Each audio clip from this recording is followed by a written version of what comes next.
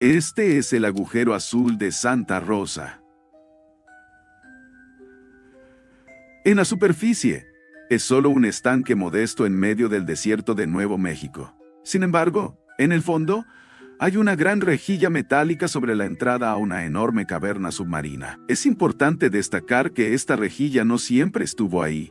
Y creo que todos sabemos que una rejilla metálica solo se instala por una razón. Por eso, en este video, analizaremos los horribles incidentes que llevaron a la instalación de esta rejilla y qué podría pasar si se la pasara por alto deliberadamente. Antes de empezar, quiero dar una seria advertencia sobre la claustrofobia. Y, como siempre, se recomienda discreción al espectador.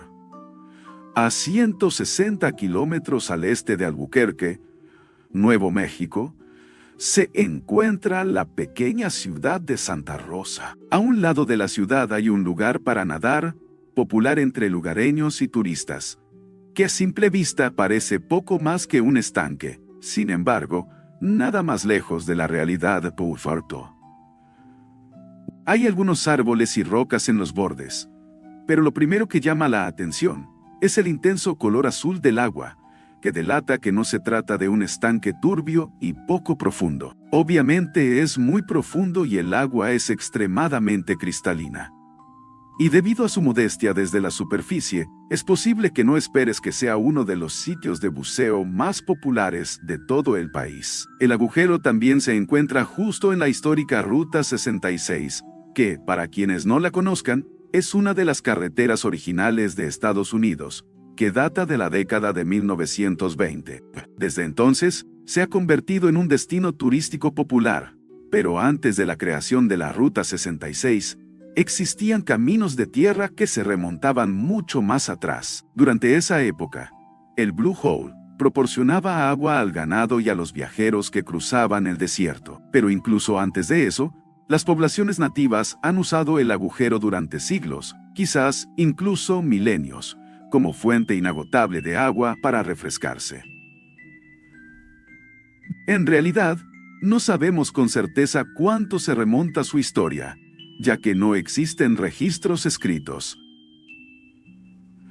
En cualquier caso, esto se debe a que el agujero azul de Santa Rosa es lo que se conoce como un pozo artesiano natural. Este es un tipo de manantial natural que se alimenta del agua de las profundidades de la tierra. Y debido a la presión a la que se encuentra, fluye a un caudal increíble. Este en particular tiene un caudal constante de 3.000 galones por minuto. Eso es suficiente para llenar una piscina olímpica en menos de 3 horas. Y el agua del pozo se renueva por completo cada 6 horas aproximadamente. Así que eso debería darte una idea de su tamaño. Y así es, día tras día, como se ha hecho desde que se usa. Por eso también el agua es tan cristalina.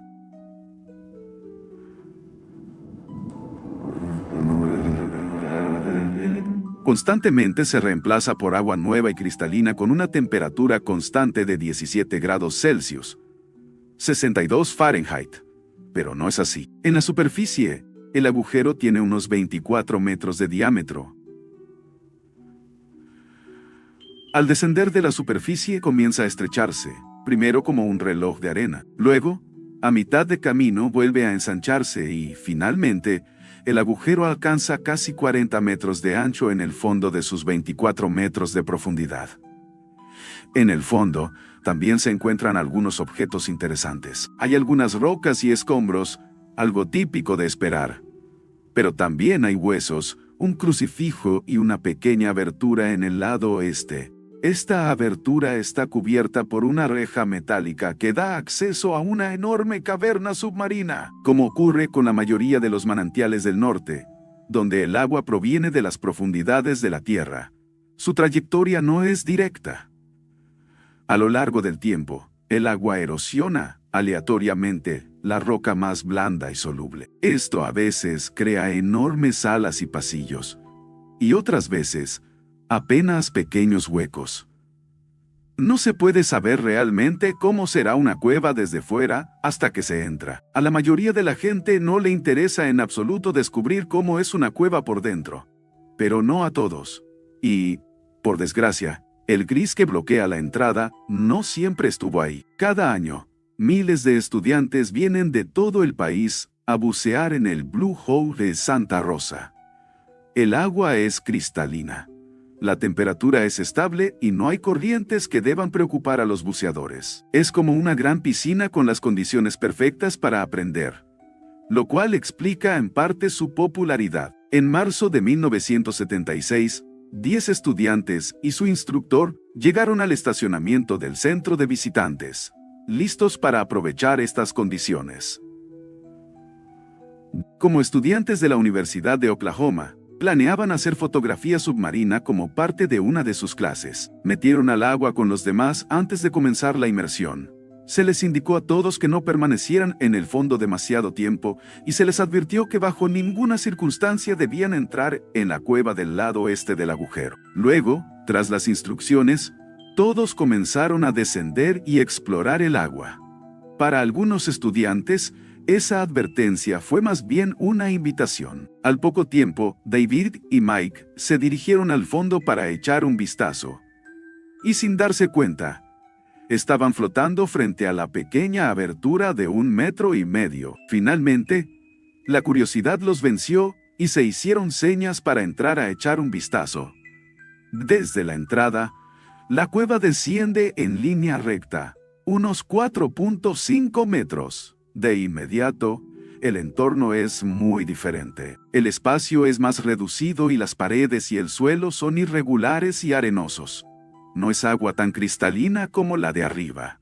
Aún así, siguieron adelante. Y al final del desnivel de 4.5 metros, hay un gran corredor que se bifurca hacia adelante y hacia atrás en un ángulo de 60 grados. Tras ellos, la cueva era un callejón sin salida, pero frente a ellos, la cueva descendía aún más y se dividía en varias salas. Ahora bien, aunque estos túneles tienen un tamaño considerable, sin la formación adecuada, los buzos pueden alterar demasiado el agua accidentalmente con su forma de nadar.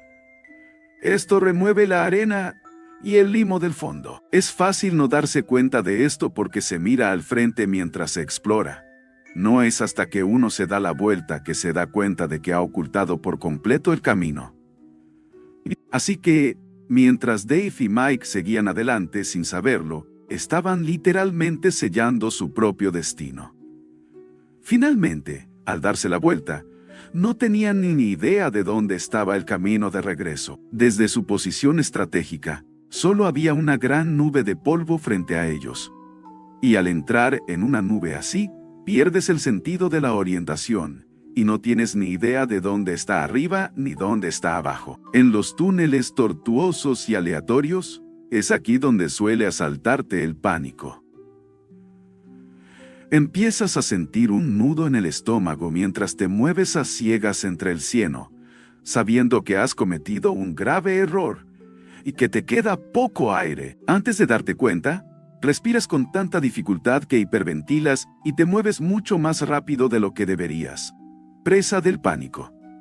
Esto solo agrava el problema de visibilidad. Golpeaste las paredes y el techo, y de repente, respiraste y sentiste como si respiraras a través de una paja, porque te quedaste sin aire en los tanques. No pasó mucho tiempo antes de que los estudiantes restantes y el instructor se dieran cuenta de que algo les había pasado a David y a Mike.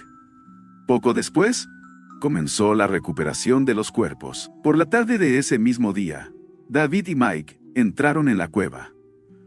Buzos de rescate descendieron hasta la entrada y tendieron una línea de 30 metros para buscarlos. A diferencia de los dos estudiantes, esto les permitió encontrar el camino de regreso, incluso si estaba obstruido por la sedimentación. Durante la búsqueda, encontrarían el cuerpo de Mike cerca de la entrada de una de las muchas habitaciones que la cueva tenía y que se bifurcaban del pasillo principal. Sin embargo, encontrar a David daría mucho más. En aquel entonces, el espeleobuceo estaba en sus inicios. Incluso los equipos de rescate estaban compuestos principalmente por voluntarios. Muchos ni siquiera entraban debido a las malas condiciones. La profundidad era un problema, pero más allá de la profundidad, La cueva es tan pequeña que solo tenía sentido enviar a una persona a la vez. Durante los siguientes días, el equipo llegaría hasta los 55 metros de profundidad, más del doble de la profundidad del inicio de la cueva. Durante este proceso, un buzo de rescate finalmente llegó al final de un amplio pasillo. Luego, iluminó la habitación con una potente linterna, pero debido al tamaño de la cámara, ni siquiera pudo ver el fondo. Quizás lo más aterrador de la búsqueda fue que las burbujas que expulsaban los buzos desprendían rocas del techo. En una ocasión, un buzo recibió un golpe en la espalda con una roca de unos 30 centímetros de ancho.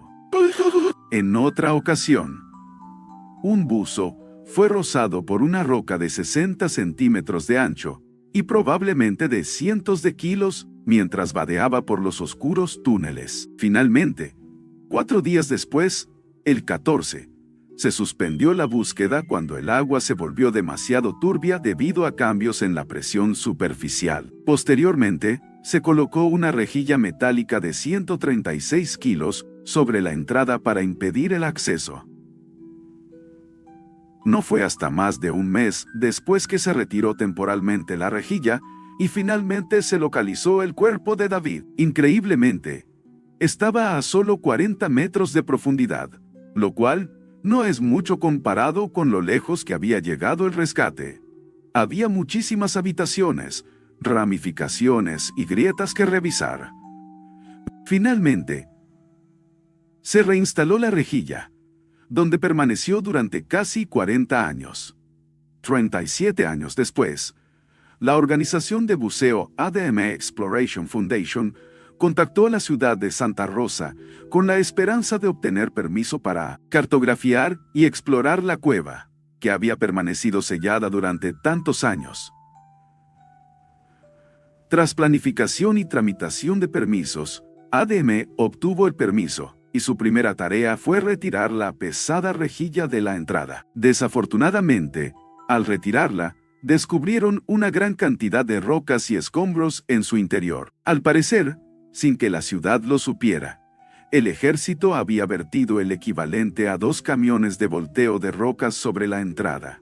Así que primero tuvieron que dragar el fondo y retirar los escombros antes de poder entrar. Al final, solo había una gran roca en el camino que bloqueó el acceso y detuvo el proyecto Progress durante 3 años más.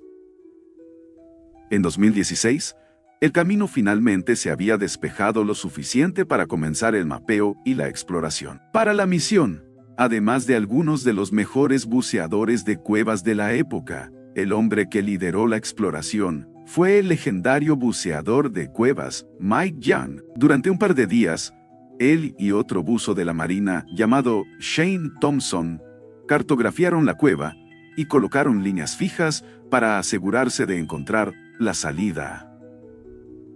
Para el 26 de marzo, habían llegado hasta donde pudieron, a 59 metros. Quizás hubieran podido llegar un poco más abajo, pero al final decidieron que sería demasiado trabajo.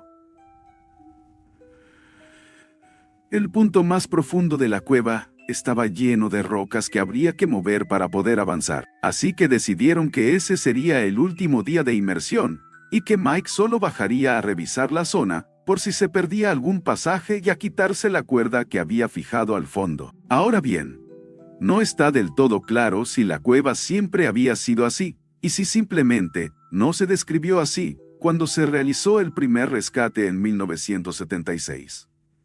Pero cuando Mike y Shane bucearon en la cueva, esta estaba llena de la cueva, grandes rocas y peñascos tras unos 42 metros de profundidad. Así que, además de nadar por los túneles, estos también estaban llenos de peñascos, a veces del tamaño de coches. Esto significaba que también tenían que encontrar una ruta a través de las grietas y aberturas entre estos grandes peñascos inestables. A veces ni siquiera tenían espacio para darse la vuelta. Otras veces, mientras nadaban, tenían que quitar piedras pequeñas, lo cual también era peligroso porque se corría el riesgo de desalojar las piedras más grandes. De hecho, todo esto era tan peligroso que, hasta el penúltimo día de exploración, cuando Shane logró pasar, solo Mike pudo pasar la restricción de 42 metros. Luego, Como Shane logró pasar, planearon que acompañara a Mike en la última inmersión a una profundidad preestablecida. Después de que los dos hombres atravesaran la primera restricción, el túnel al que entraron estaba lleno de rocas y escombros en el fondo, dejándolos a solo unos metros del techo. Además, tenía unos 2 metros de ancho. Sin embargo, para ser tan profundo en la cueva, el espacio y la visibilidad eran bastante decentes, y no se levantaba mucho sedimento mientras nadaban por Ocosa. Finalmente, llegaron a la siguiente restricción, y Mike le indicó a Shane que esperara antes de entrar. Ese era el lugar que habían planeado. Se suponía que Shane debía esperar mientras Mike iba a recoger la cuerda. Mike tenía más experiencia y, de todos modos, la siguiente sección era muy estrecha. Tenía sentido que solo una persona la atravesara. Así que, tras dar la señal, Mike se giró y nadó hasta la pequeña grieta entre las rocas, abriéndose paso a través de ella hasta perder de vista sus aletas. A partir de ahí, aunque no lo crean, la cueva es aún más peligrosa. Básicamente, todos son restricciones entre grandes rocas, donde los espacios son tan estrechos que Mike tuvo que impulsarse con los brazos, llegaría al final de la línea sin problemas, y estaba a punto de quitarla. Pero entonces pensó que realmente debía filmarse. También habían estado grabando un documental sobre el Blue Hole, y Shane llevaba una cámara para filmarlo todo. Así que, en lugar de cortar y quitar la línea, pensó que sería buena idea volver a buscar la cámara para filmarlo. Tras dar la vuelta, como era de esperar, el camino estaba completamente encenagado. El espacio es tan reducido que por mucho cuidado que tengas, siempre rozas rocas y levantas arena. Esto no era un gran problema, ya que seguía una línea. Pero luego, tras retroceder unos metros dentro de las restricciones, se topó directamente con Shane. Unos minutos antes, justo cuando las aletas de Mike habían desaparecido, Shane fue tras él, totalmente en contra de lo planeado. En ese momento, decidió que quería ver el resto de la cueva, y siguió a Mike. Para cuando se encontraron, Shane ya había superado 5 restricciones estrictas, y estaba un poco atascado, empezando a entrar en pánico. Mike también estaba confundido, pues sabía que acababa de superar algunas restricciones difíciles. Pero, en cualquier caso, después de que se le pasara la sorpresa, le dijo a Shane que diera la vuelta.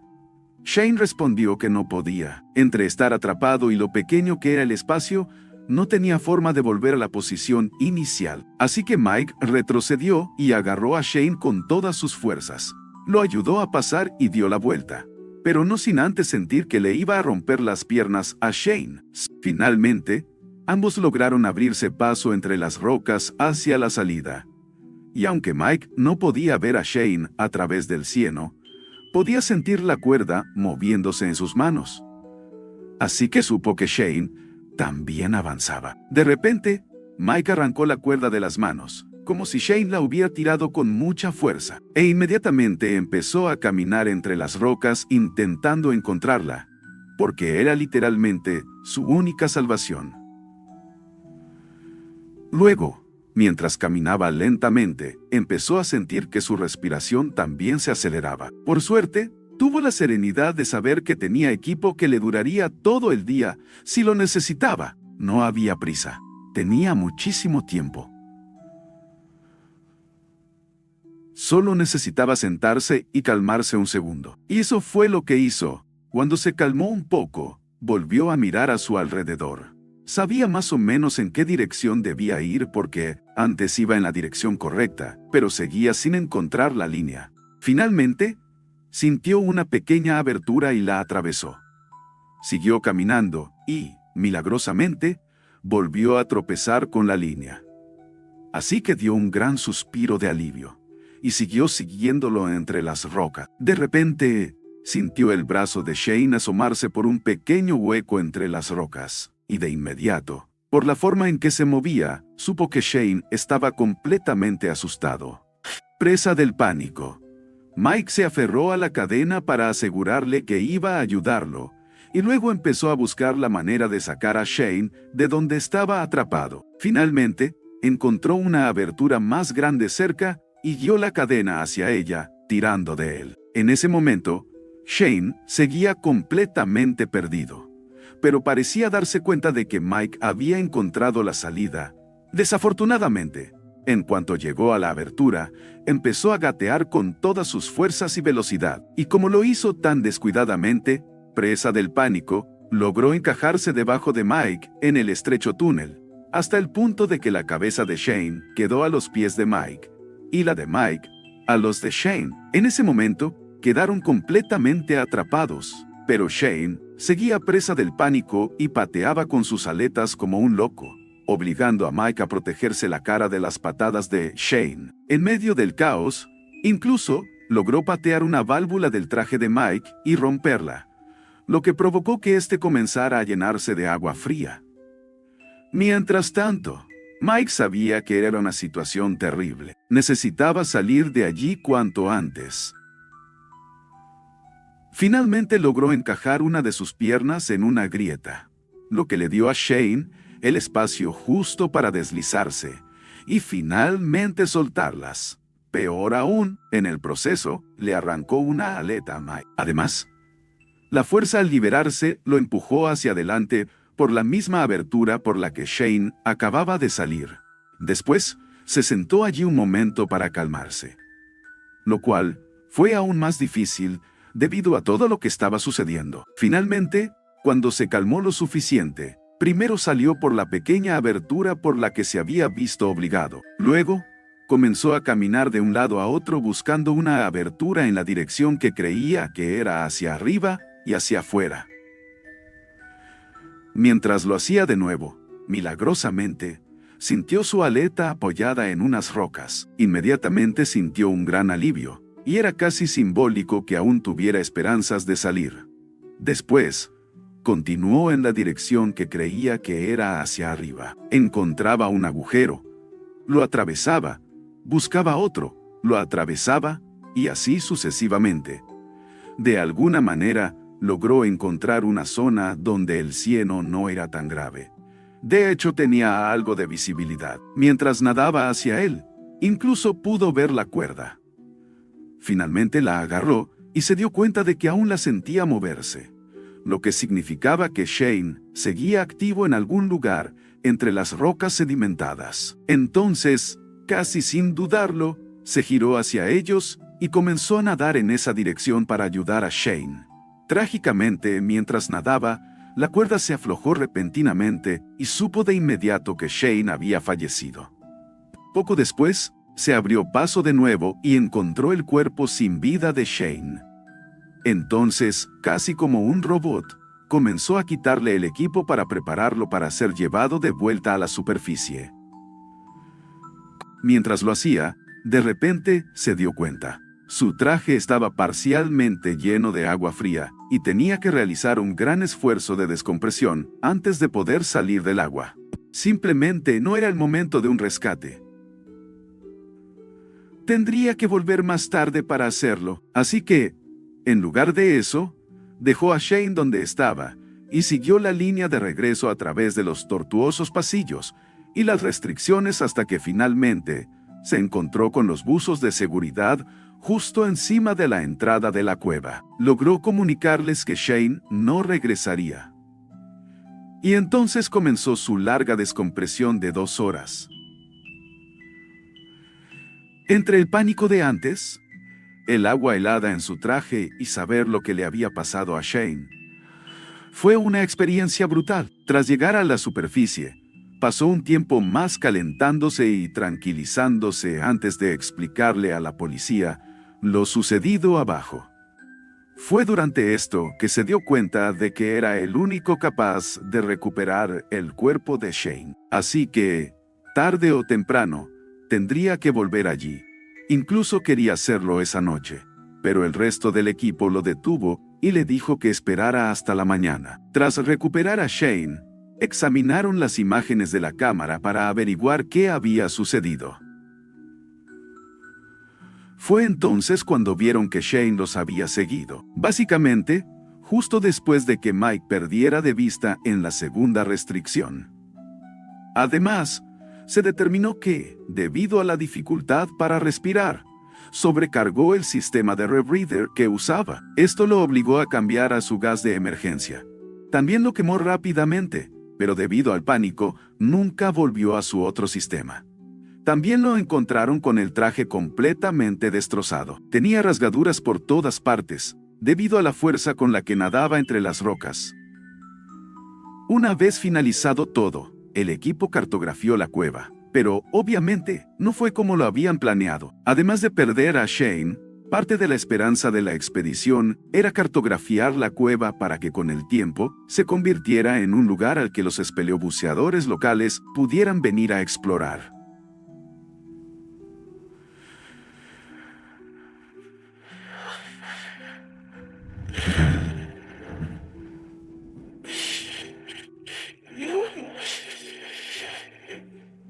Sin embargo, como dijo Mike, era una de las cuevas más incompletas en las que había estado. Incluso si se dragara y se arreglaran las líneas, todas las rocas y restricciones significaban que seguiría estando limitada a los buceadores técnicos más avanzados.